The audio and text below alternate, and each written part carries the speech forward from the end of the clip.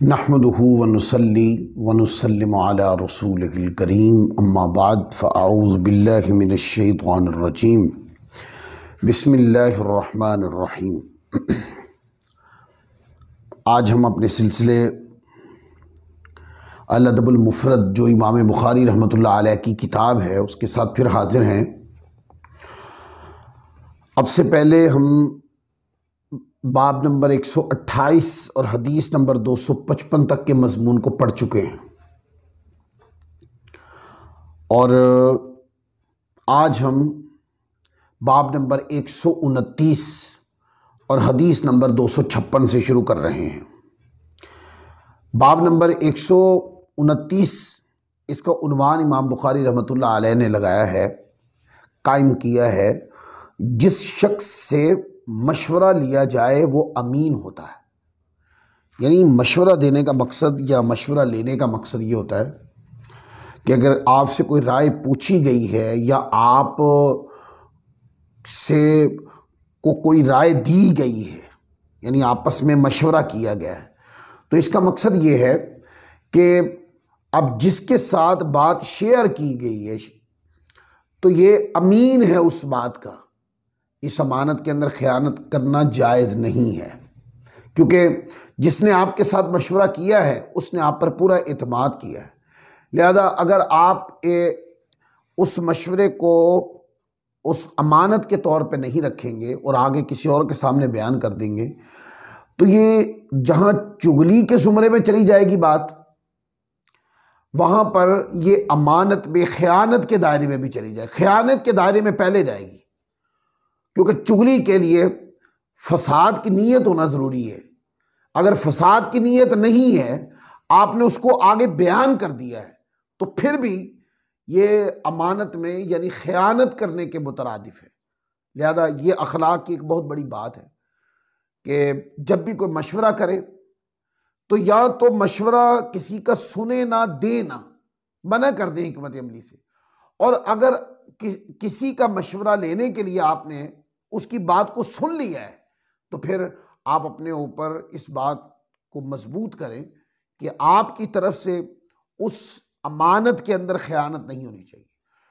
अब ये बात को रखने के एतबार से भी है, बात बताने के एतबार से भी है। बताने के एतबार से ये कि आपसे जब मशवरा तलब किया गया तो आप इस बात के अमीन हैं कि अगर आप उस बारे में कोई पुख्ता राय रखते हैं तो आप उसके बारे में कोई जायज़, पुख्ता और मुनासिब बात कह दें, और अगर आपको उस बारे में कोई राय नहीं है, आपके पास कोई मशवरा नहीं है या आपके तजर्बे से गुजरी हुई बात नहीं है, तो ऐसी सूरत में आपके साथ जो बात की गई है वो बात में आप अमीन हैं, आप किसी और के साथ नहीं कर सकते।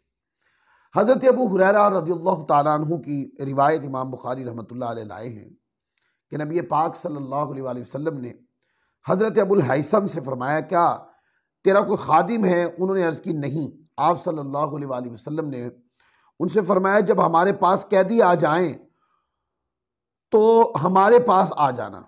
बस नबी पाक सल्लल्लाहु अलैहि वसल्लम की बारगाह में 2 कैदी लाए गए और उनके साथ तीसरा नहीं था, तो हज़रत अबू हैसम आ गए और नबी करीम सल्लल्लाहु अलैहि वसल्लम ने उनसे फरमाया, इन 2 में से एक को इख्तियार कर लो। उन्होंने अर्ज़ की, या रसूलल्लाह सल्लल्लाहु अलैहि वसल्लम, आप मेरे लिए मुंतखब फरमाएं। तो नबी करीम सल्लल्लाहु अलैहि वसल्लम ने फरमाया, जिससे मशवरा लिया जाए वो अमीन होता है, ये ले ले। क्योंकि मैंने फरमाया कि ये ले लें क्योंकि मैंने इसको नमाज पढ़ते हुए देखा। अब कितनी प्यारी बात है कि हज़रत अबुल हैसम को हुजूर ने यह फरमा दिया कि आप 2 में से कोई एक पसंद कर लें। उन्होंने, चूंकि हुजूर बड़े हैं, आका अलैहिस्सलाम की हिकमत और फिरासत बड़ी है और हुजूर उम्र में बड़े हैं, इल्म में बड़े हैं, वो आका अलैहिस्सलाम की बारगाह में पेश कर दिया कि आप मेरे लिए पसंद करें जो मेरे लिए अच्छा और बेहतर फैसला करें। तो हुजूर अलैहिस्सलाम ने फरमाया, क्योंकि जो बंदा जिससे मशवरा लिया जाता है वो अमीन होता है, उसको चाहिए वो अमानतदारी के साथ अच्छी और मुस्तहकम राय दे, मुस्तहकम फैसला करे। तो आका अलैहिस्सलाम ने फरमाया कि फलां ले लें, क्योंकि ये जो खादिम है इसको मैंने नमाज पढ़ते हुआ देखा है। और इसके साथ भलाई से पेश आना, फिर नसीहत फरमा दी। इन यानी हजरत अबुल हैसम की बीवी ने कहा, आप इस वसीयत तक नहीं पहुंच पाएंगे जो नबी करीम सल्लल्लाहु अलैहि वसल्लम ने आपको इसके मुतालिक फरमाई, सिवाय इसके कि आप इसे आज़ाद कर दें। तो उन्होंने हजरत अबुल हैसम ने कहा, वो आज़ाद है। नबी करीम सल्लल्लाहु अलैहि वसल्लम ने फरमाया, बेशक अल्लाह ताला ने कोई भी नबी और खलीफा नहीं भेजा मगर इसके दो राजदार होते हैं। एक राजदार उसको नेकी का हुक्म देता है और उसे बुराई करने से रोकता है, और दूसरा उससे फसाद करवाने में ज़रा भी कोताही नहीं करता। और जो शख्स बुरे राजदार से बचा लिया गया है तो बिलाशुबा वो बुराई से महफूज कर लिया गया, नसीहत फरमा दिया गया। अब देखें, जब हजरत अबुल हैसम उसको लेके आए तो उनकी बीवी ने ये कहा कि ये बहुत बड़ा बोझ है। क्या कल इस्लाम ने साथ फरमा दिया, फरमाया इससे भलाई करना। तो घर के हालात और इन सब चीज़ों को देखकर हज़रत अबुल हैसम रज़ियल्लाहु ताला अन्हु की बीवी ने यह कहा कि हम शायद इसका हक अदा ना कर पाएँ, यानी जो हुजूर ने इस गुलाम के बारे में हमें वसीयत फरमाई है, हो सकता है कि हम इसको अदा ना कर सकें। लिहाजा बेहतर यह है कि हम इसको आज़ाद कर दें ताकि इसके हुकूक की को ना अदा करने की गुनाह में या कमज़ोरी में हम ना आए। अब ये कितना एहतियात का पहलू। हालांकि हजरत अबुल हैसम को ज़रूरत थी और वो ज़रूरत के तहत ही हुजूर की बारगाह में गए थे और जाकर आका अलैहिस्सलाम से गुलाम तलब किया और ले भी लिया और हुजूर की पसंद का लिया।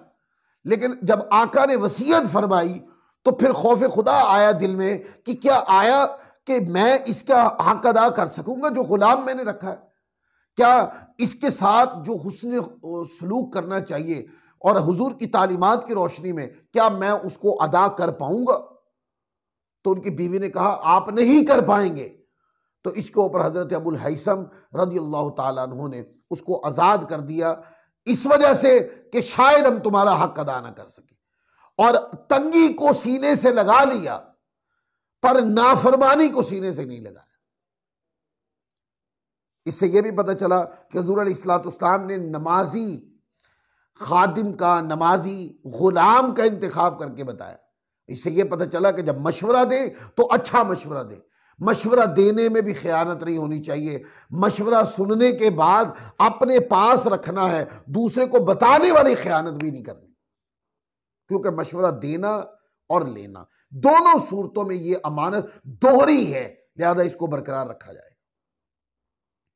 तीसरा ये है कि जब गुलाम हुजूर अलैहिस्सलाम ने वो पसंद किया कि जो नमाज पढ़ता है, तो बताएं इससे ये पता चला कि जहां पर अपने मातहत बीवी बच्चों को नमाज के लिए कहना है, वहां जो खुद्दाम है उनको भी नमाज के लिए कहना है, उनको भी नमाज की तरगीब दिलानी है। ये रिवायत सही मुस्लिम शरीफ से भी आप पढ़ सकते हैं, यानी अल अदबुल मुफरद में ये 256 नंबर रिवायत है। आप इसको मुस्लिम शरीफ से पढ़ना चाहें तो 2038 पे पढ़े।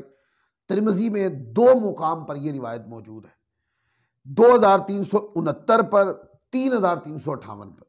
सुनन इब्ने माजा में 3180 के ऊपर यह रिवायत है। और इसके अलावा फिर बाद वाली हदीस की किताबों में, यानी मुसनद अबी याला में भी है, सुननुल कुबरा इमाम नसाई के अंदर में भी ये रिवायत है, और मुस्तखरज अबी उमाना के अंदर भी ये रिवायत मौजूद है। फिर आगे बाब नंबर 130 है।